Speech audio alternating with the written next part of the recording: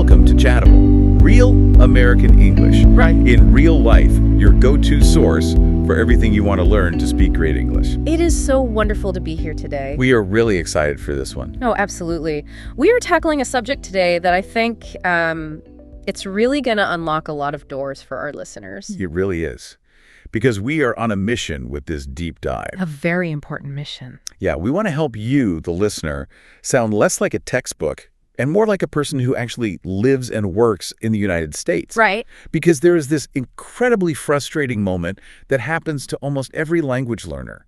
I mean, you study the vocabulary lists. You memorize all those grammar rules. You know your verb conjugations perfectly. You do everything right on paper. Exactly, right on paper. But then you walk into a coffee shop in Boston or maybe a business meeting in Chicago. Or a barbecue in Texas. Yeah, and you realize, wait a minute. You realize you are only understanding about 60% of what is actually going on. Because everyone is speaking in code.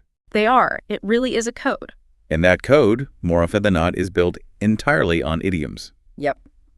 And in American English, the absolute foundation of that code is sports.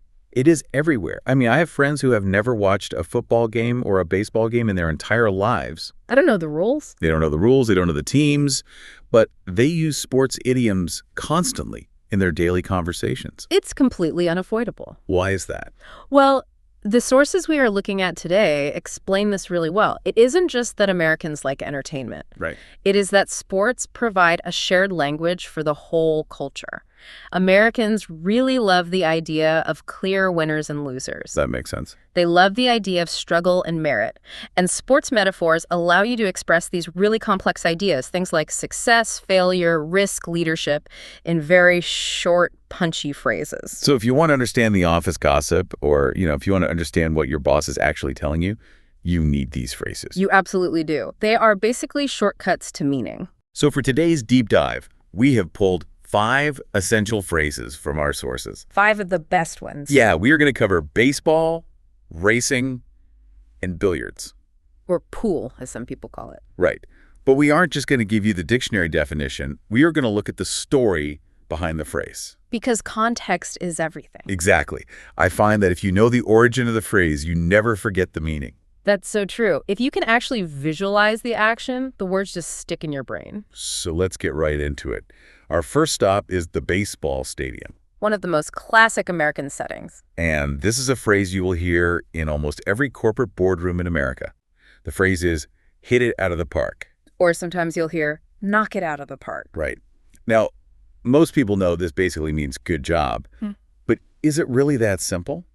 Not quite. Like, is it just a synonym for good? No, and this is where the nuance is really important for you to understand. To feel the weight of this phrase, you have to visualize the geometry of a baseball field. Okay, paint the picture for us. So you have the batter standing at home plate. He has his bat ready. Right. And the whole field fans out in front of him. And way, way out in the distance, at the very edge of the grass, there is a big wall or a fence. Okay, got it. And usually if you hit the ball, it stays inside that fence, right? Yeah, right. The players run around, they catch the ball. Maybe you get the first base safely. And that is a standard success. Exactly. A standard hit is a good thing. It's a success. Right. But hitting it out of the park is totally different. How so? It means you connected with that baseball with such incredible power and precision that it flew entirely over the defenders, Wow. over that far outfield wall, and it literally left the stadium. So it's the home run. It is the home run. It is the ultimate display of dominance in the game. The other team literally cannot touch you. Because the ball is gone. Exactly. You get to just slowly jog around the bases while the entire crowd cheers for you. It is undeniable. So when we take that amazing energy and bring it into the office, we aren't just saying someone did their everyday work. No, not at all. We are saying they did something spectacular. They went above and beyond. They exceeded expectations in a way that absolutely everyone noticed. Let's look at the example from our source material because it really paints the picture perfectly for real life. Okay, let's look at it. We have a character named Leo. Right, Leo. Let's imagine Leo is in the marketing department. Okay, so Leo has a huge presentation today. And this is key, right? The stakes have to be high. Very high. You don't hit it out of the park by just answering an email on time. Correct. The idiom really implies a performance of some kind. So Leo is standing in front of all the top executives. He's sweating a little. He's nervous. Naturally. But he starts talking, and he is just on fire. His slides are absolutely perfect. He answers every single question with total confidence. He controls the room. And when he finishes, there is that, that moment of silence where you just know you crushed it. The best feeling. And afterwards, his colleague Emma comes up to him. She doesn't just say, "That was nice, Leo." No, that would almost be an insult to what he just pulled off. Right. Instead, she says, "Wow, Leo, you really hit it out of the park today." It is a high-energy compliment. It validates that he performed at an elite level. Here's a question for you, though. Sure. Does it always have to be public? Like, can I hit it out of the park if I am just working all alone in my room? That is a fascinating question, actually. Generally, I would say no. Really? Yeah, because the idiom comes directly from a spectator sport. It almost always implies an audience. Ah. Usually, you hit it out of the park regarding a speech, a sales pitch, a launched product, something visible to others. That makes total sense. That makes It is about the applause, metaphorically speaking. Exactly. It is about that wow factor. But as we all know, real life isn't always home runs. Unfortunately not. Sometimes you swing your bat and you just miss. Which leads us directly to our second idiom, which is also from baseball. Okay, what is it? Strikeout. Ah, yes. The flip side of the coin. The definitive failure. Now, for our listeners who don't know the rules of baseball at all, can you explain the three parts? Sure. Because we often hear the phrase 3 strikes and you're out. Right. So American culture, and baseball specifically, is actually somewhat forgiving at first. You don't fail on your very first mistake. Sure. When you are at bat, you get 3 chances to hit the ball. If you swing and miss 1 time, that is strike 1. Not a big deal yet. Right. You swing and miss twice, that's strike 2. Pressure is building. But if you miss that third time? You are out. Your turn is officially over. And what happens then? You have to walk all the way back to the bench and sit down while everyone watches you. It is a very lonely walk. Oh, I bet. So in daily conversation, does striking out literally mean you tried to do something 3 times? Not literally 3 times, no. But it implies that you made a concerted, real effort to do something, and you just failed completely to get the result you wanted. And interestingly, while hit it out of the park is very business-focused, Yeah. our sources show that strikeout shows up constantly in social situations. Oh, absolutely. Specifically dating. Yes, it is the classic rejection phrase. It really is. The notes here give us a great scenario with a guy named John. Poor John. Yeah, poor John. He has a big crush on a girl named Sarah. He has probably been building up the courage for weeks. Exactly. He finally decides to step up to the plate. He walks over to her. Maybe his palms are sweating a bit. He's nervous. And he asks if she wants to get dinner this weekend. And she says no. Ouch. She says no. Brutal. Now, later on, when you are telling this story to a friend, you could just say, she said no. Right, which is just factual. But if you say, man, he really struck out, you are adding a lot of emotional color to the story. How so? Like, what does it add? It implies a sense of sympathy. We all know that striking out is painful. It implies that at least he played the game. He tried. Right, he took a real risk. That is so true. You usually hear people say he struck out, followed immediately by the phrase, better luck next time. Exactly. It frames the romantic rejection as just part of the game. You win some, you lose some. That feels like a very culturally American attitude to me. It really is. The whole idea that striking out is actually better than not playing at all. 100%. In the culture, passivity is often seen as much worse than failure. If you strike out, hey, at least you were in the arena. You were trying. So we have the big public win, and we have the big painful fail. Let's move away from baseball for a minute. Good idea. Let's go over to the track. Track and field. A completely different kind of pressure. Our third phrase for today is jump the gun. And honestly, this is one I feel like I use almost every single week. It is extremely common, and as you said, it refers to the start of a foot race. Now, this might sound a little violent to a beginner who is just learning English, because we are talking about a gun. It does sound a little intense, but we are just talking about a starting pistol. In a professional race, to ensure that absolutely everyone starts at the exact same microsecond, an official points a blank pistol into the air. And fires it. Bang! Exactly. And the rule is incredibly simple. You cannot move your feet until you hear that sound. Not an inch. But, humans are impatient. We really are. The runners are crouched down, their adrenaline is pumping so hard, they are visualizing the entire race in their heads. Right. And sometimes the body just moves before the brain actually processes the sound of the gun. They start too early. Yes, they jump ahead of the gun. And in sports, that is a major foul. You can actually be completely disqualified for it. Wow. So when we use this phrase in our real lives, does it mean we broke a serious rule? Like, are we in big trouble? Usually it is much softer than that. In daily conversation, jumping the gun just means you acted a little too early. You were impatient. Exactly. You tried to do something before it was the proper time to do it. Our source material gives a fantastic example about gift giving. I think we have all been this person at some point. Let's go back to Leo and Emma for this one. Okay, so Leo buys Emma a birthday gift. He finds the absolutely perfect thing. He's thrilled about it. He is so excited.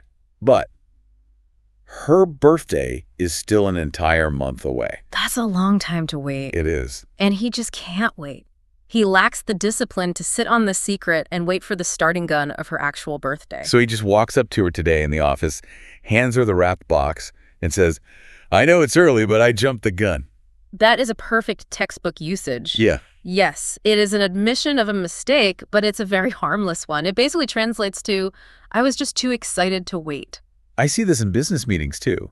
You know when someone starts answering a question before the other person has actually finished asking it? Oh, yes. That is a classic conversational jump the gun. And you can actually use the phrase to apologize in that exact moment. You can say, "Oh, I'm sorry, I jumped the gun there. Please finish your thought." It is a very polite, very natural way to handle an accidental interruption. It shows good self-awareness. It does. It acknowledges that there is a proper rhythm to the conversation. Yeah. And you just messed up the rhythm a little bit. It is so interesting how these first three are all deeply about timing. What do you mean? Well, hit it out of the park is the perfect moment of action. Jump the gun is acting too early. True. And our next one is all about a split second in time. Oh, this is a stressful one. The phrase is close call. Close call. This takes us back to the idea of the referee or the umpire making a decision. Because sports move so blindingly fast. Incredibly fast. Imagine watching a tennis match and the ball hits the painted line at 120 miles per hour. You can barely even see it. Right. Was it in? Was it out? The difference is literally millimeters. And the referee has to make a call. Yes, a decision. They call the play, and if it is really hard to see and they have to guess based on a split second, it is a close call. But here is the major shift I want you, the listener, to catch today. It's an important shift. In sports, a close call is about a decision. But in real life, everyday English, we almost never use it for decisions. We use it for survival. That is the fascinating evolution of this phrase. In everyday spoken English, a close call almost exclusively refers to personal safety. Right.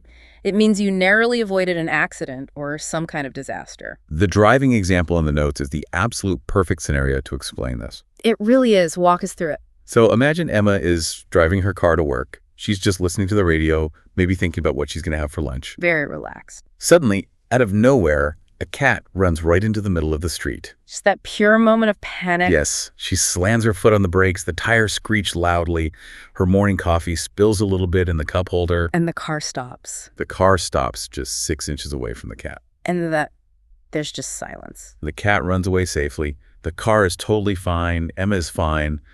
But her heart is just pounding out of her chest. That feeling right there, that physiological full body reaction of relief, that is a close call. She would probably go to work and tell her friends later, "Oh my gosh, I almost hit a cat this morning. It was such a close call." Notice the logic there, too. If she actually hits the cat, it is a terrible accident. Right. But if she stops safely just in time, it is a close call. It highly emphasizes the extremely narrow margin between everything is okay and total disaster. I use this for really small things, too. Like if I drop my expensive phone, but I manage to catch it with my foot right before it hits the concrete. Whoa, close call. Exactly. It is that little gasp of relief. It is such a great phrase for daily storytelling because it instantly adds drama. It immediately tells the listener, hey, something bad almost happened to me, but don't worry, I am okay. Okay, so we have covered success, we've covered failure, impatience, and danger. We have one last idiom to cover for this deep dive. And this one changes the power dynamic of a room completely. We are leaving the stadium and the racing track behind, and we are heading indoors into the pool hall. Billiards, the game of precise angles. And the phrase here is, call the shots. Now, this is fundamentally a phrase about authority. Okay. And to really understand it, you have to understand the difference between a casual weekend pool player and a serious professional one. Right. Well, when I play pool, I just hit the white ball as hard as I possibly can and just kind of pray something goes into a hole. That is mostly luck. It is entirely luck. But in professional games, you cannot rely on luck. It's against the rules. Oh, really? Yes, you have to actively declare your intention before you ever take your shoot. You have to point to the specific ball, point to the exact pocket on the table, and say out loud, 8-ball, corner pocket. You are literally calling your shot. Exactly. You are predicting the future. You are telling everyone in the room exactly what is going to happen before you even do it. And think about what that requires. That requires an immense amount of confidence. And skill. It requires total control. You are dictating the reality of the game. So when we take this phrase out of the pool hall and we bring it into a family dynamic or a corporate workplace, what does it mean? It simply means being the boss. Okay. It refers to the person who makes the final decisions. It clearly establishes the hierarchy of a group. The source material has a really funny, very relatable example about family dynamics here. I think absolutely everyone listening can relate to this one. Right.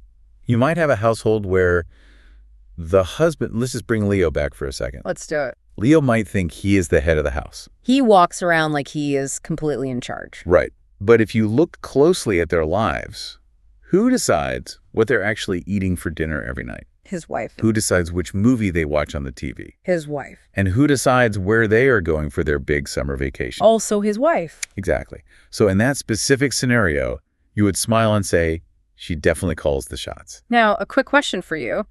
Does saying that mean she is bossy? Like, is it a negative thing to say? Not necessarily, no. It is just descriptive. It simply identifies who the real decision maker is. Right. Someone has to direct the flow of the game of life. Someone has to call the shot. You hear this in business all the time, too. Like if you're negotiating, someone might say, look, I can't sign this contract today. I don't call the shots around here. Oh, that is a perfect example.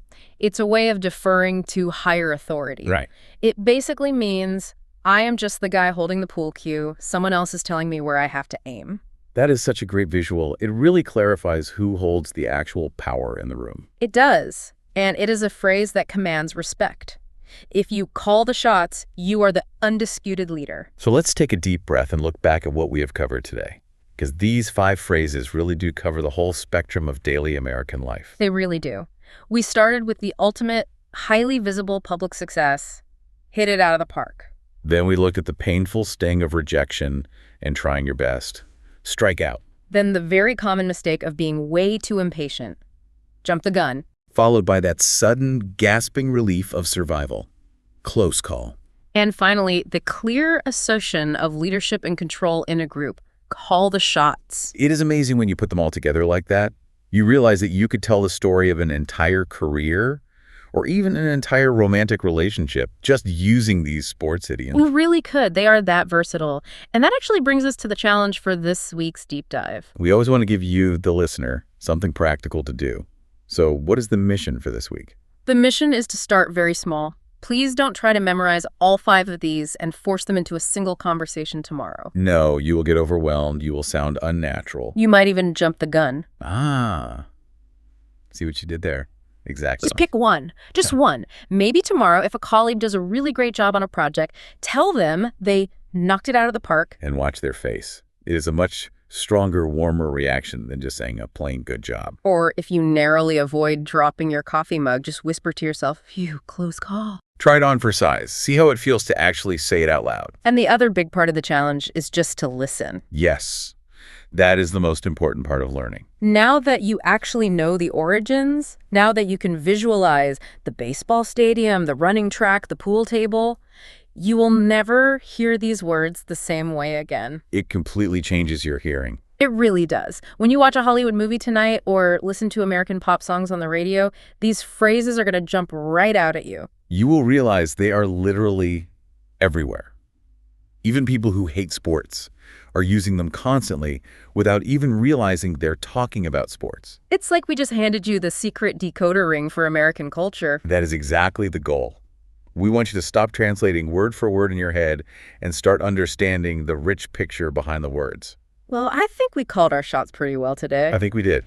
We set out to explain the code, and we did it. Thank you so much for listening to this deep dive.